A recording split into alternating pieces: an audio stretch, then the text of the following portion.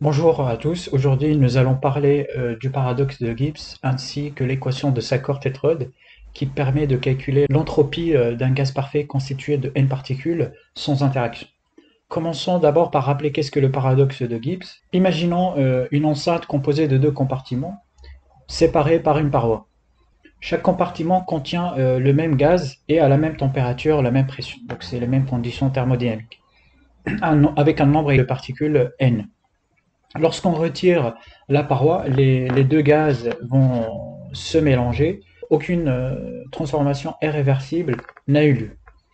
Les deux gaz sont identiques, les conditions thermodynamiques sont les mêmes et en principe rien ne change physiquement dans l'enceinte.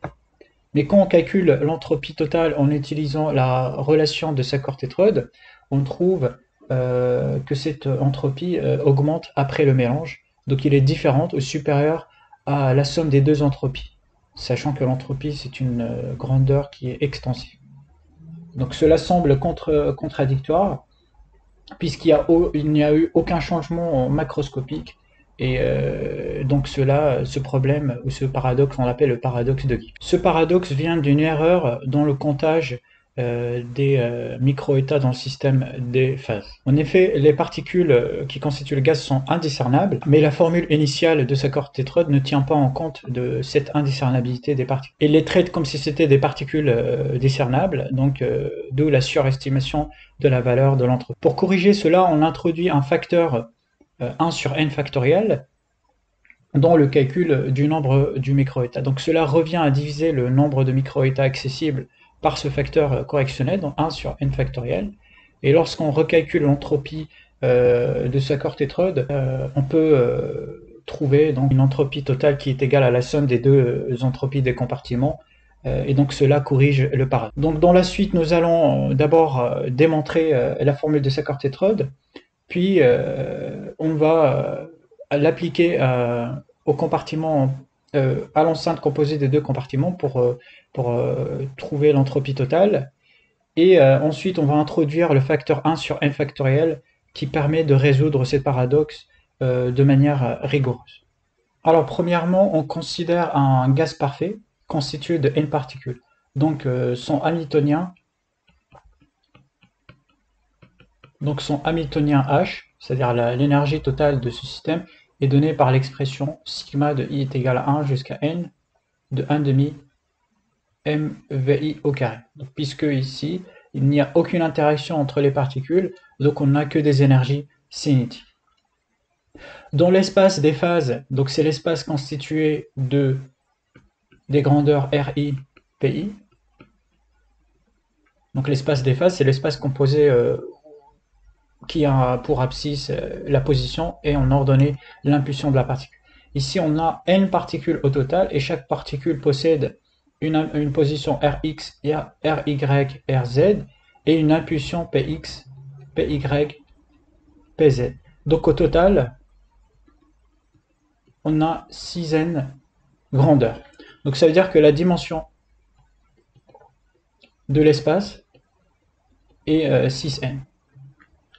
Donc le volume dans l'espace des phases qui est accessible, c'est-à-dire le volume qu'on va prendre en compte pour compter les états, c'est le volume contenu dans une énergie ou un Hamiltonien qui est entre E et E plus delta E. Parce que là, on cherche le nombre d'états, de micro-états accessibles dont l'énergie est située entre E et E plus delta. Donc on va le faire pour un espace à 2 dimensions et ensuite on va généraliser pour un espace à 6 dimensions. Donc on va prendre PI, RI. Donc le volume total, c'est l'intégrale de DRI à la puissance n fois dp. Donc pour l'instant, on ne va pas séparer les intégrales puisqu'on va écrire directement la formule générale.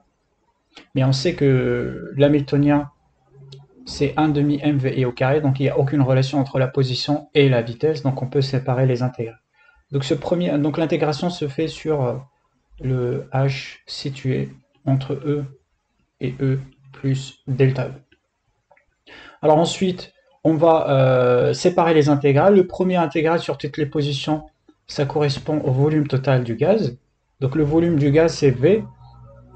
Donc ici, on va voir l'intégrale des R, c'est V à la puissance n.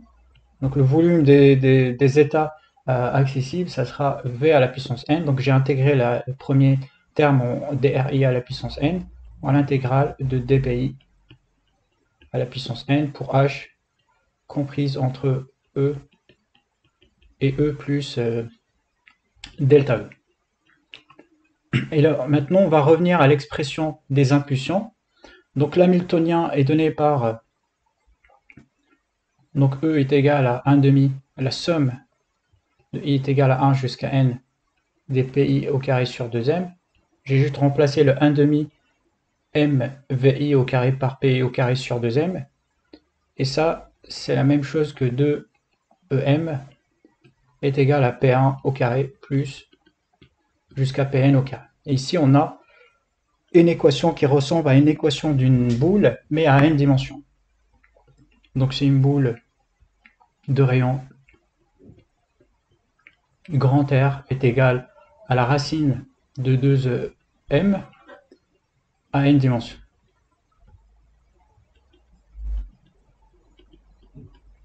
Donc ça veut dire que cette intégrale qui est là, c'est une intégrale sur une boule de dimension n et de rayon R est égal à la racine de 2m. Donc là, pour calculer le volume des microétats, donc le nombre de microétats accessibles, il faut juste tracer en fait le 1 quart de cette boule qui est située entre deux énergies, donc entre E et E plus delta E. Et donc là, on a une calotte sphérique. Donc le nombre de microétats est situé dans cette zone-là. Donc pour calculer le volume, ça sera tout simplement V à la puissance n, qu'on a déjà calculé, fois delta E, fois la surface d'une boule à dimension n et de rayon R. Alors maintenant, il faut trouver une expression pour la surface d'une boule de rayon R. Par exemple, pour une boule à 3 dimensions, on sait que sa surface, c'est 4pi R au carré. Mais il y a une formule qui nous donne directement la surface d'une boule à n dimensions de rayon R. C'est n fois Cn fois R à la puissance n-1, qu'on peut démontrer en utilisant les coordonnées hypersphériques. Mais ça sera l'objet d'une autre vidéo. Avec Cn ici, il est donné par l'expression suivante, c'est pi à la puissance n sur 2, divisé par une fonction qu'on appelle la fonction gamma de l'air, de n plus 1 demi. La fonction gamma de l'air,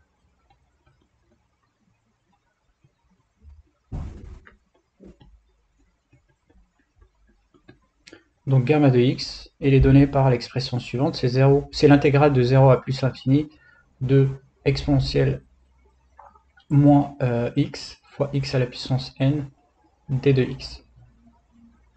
Alors donc maintenant pour trouver le nombre de microétats accessibles, on va tout simplement utiliser oméga qui est égal au volume de l'espace des phases, c'est-à-dire l'espace occupé par ou le volume occupé par les états, divisé par la taille ou le volume élémentaire d'une cellule dans l'espace des phases.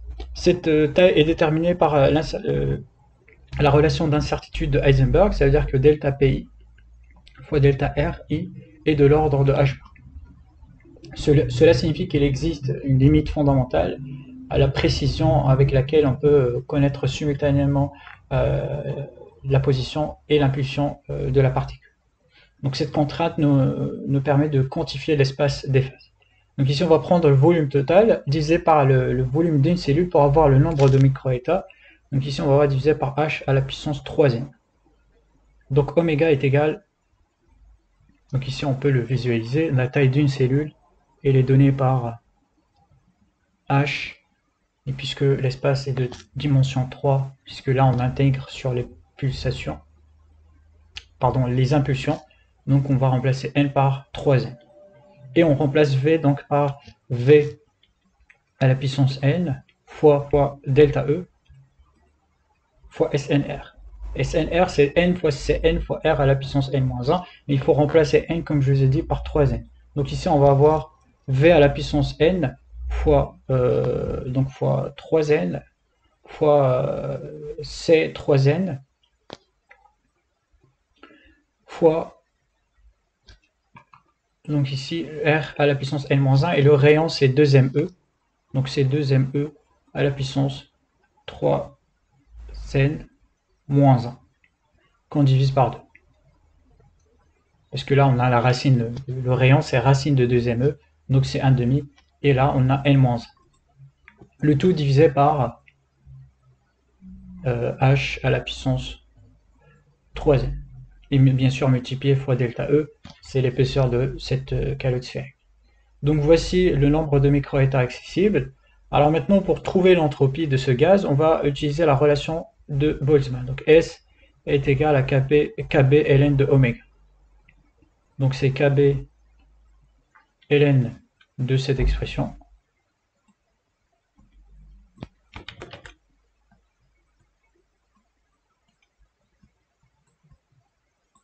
Et ensuite, on va tout simplement remplacer le C3n. Donc il y a une relation Cn fois C3n est égal à 2pi à la puissance 3n sur 2 divisé par oméga de 3n sur 2. Qu'on peut démontrer facilement en utilisant la relation de gamma de l'air. Parce que lorsqu'on multiplie n fois gamma, donc on va avoir x à la puissance n plus 1. Et cela correspond à gamma donc de x plus 1.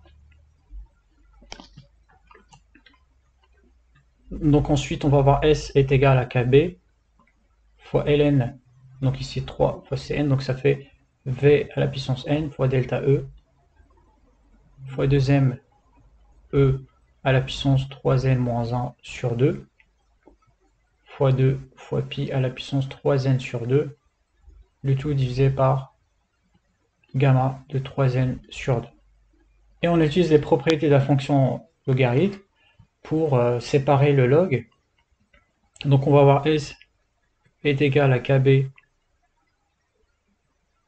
Donc ici, on a tout à la puissance n, donc on peut sortir un n, et on divise par un e, ça veut dire que là, le deuxième e, on peut l'écrire au dénominateur, donc on va avoir Kb fois n, ln de v, fois pi à la puissance 3 sur 2, divisé par, donc là il y a h à la puissance 3n que j'ai oublié, donc divisé par h à la puissance 3, fois 2m e à la puissance 3,5 plus Kb ln de 2me à la puissance 1,5 divisé par m moins Kb ln de oméga 3n sur 2. Alors maintenant, on va utiliser une approximation, donc l'approximation de Stirling ou la formule de Stirling.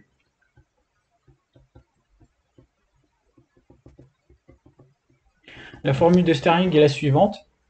Le ln de la fonction gamma de l'air, c'est lorsque n est très grand, c'est approximativement, et c'est le cas ici puisqu'on travaille avec un grand nombre de particules, donc on va avoir 3n sur 2 fois ln de 3n sur 2 moins 3n sur 3. Donc c'est la même chose que n ln de 3n sur 2 à la puissance 3,5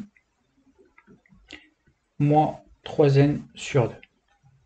Donc lorsqu'on remplace ça dans l'expression de S, donc on trouve S est égal à Kb fois ln de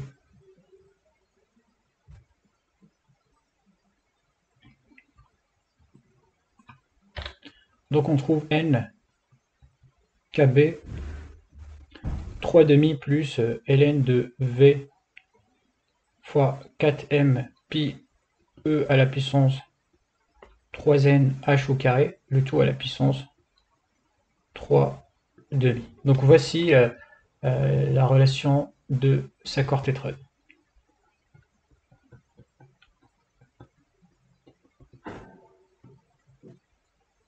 Alors maintenant, on va voir le paradoxe de Gibbs.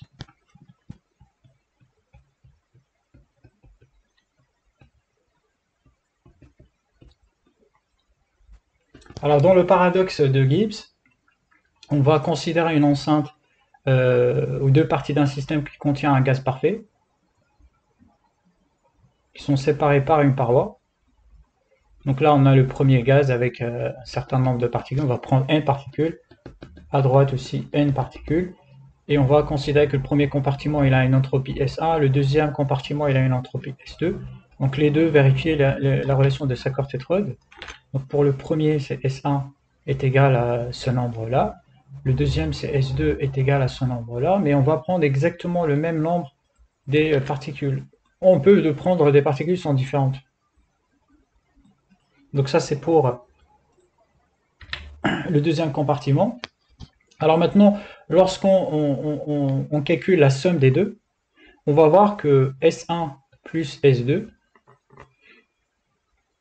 est différent de S, qui est l'entropie du gaz sans la paroi. C'est-à-dire que si je fais la somme de S1 et S2 lorsque j'ai une paroi, en fait cela est différent du système avec le même nombre mais sans paroi. Et ça c'est absurde puisque ça contredit la deuxième loi, le deuxième principe de la thermodynamique qui nous dit que S est une fonction qui est extensive. Et on trouve même que S moins S1 plus S2 est supérieur à 0, donc ça veut dire qu'on a une transformation qui est réversible, ce qui est contradictoire puisque là on a enlevé juste la paroi et il n'y a aucune transformation réversible.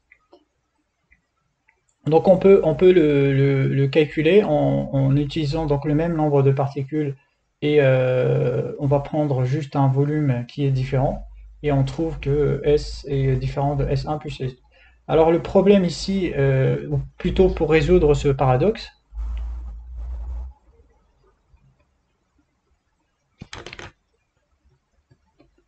il faut tout simplement prendre en compte l'indiscernabilité des particules.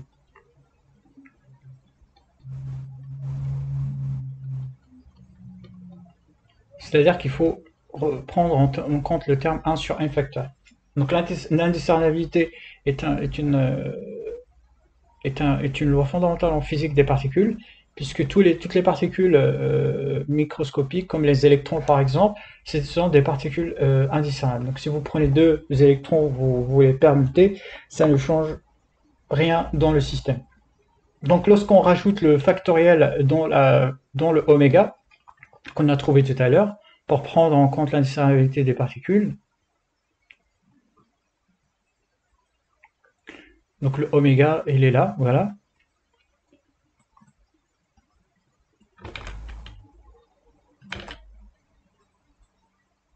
Donc on va rajouter ici un n factoriel, et en appliquant donc une relation de Stirling, encore une fois, donc n factoriel, lorsque n est très grand, c'est approximativement n ln de n moins n. Et donc lorsqu'on injecte ça dans l'entropie, on aura S est égal à n kb. Donc il y a un terme supplémentaire qui va se rajouter ici, c'est plus 1.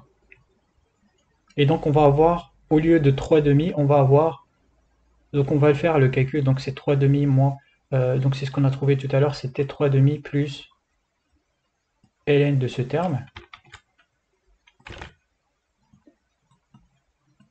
Et là, avec le 1 sur n factoriel, on va avoir le terme moins kb ln de n factoriel qui va se rajouter. Donc lorsqu'on approxime en utilisant Stirling, on va obtenir n kb.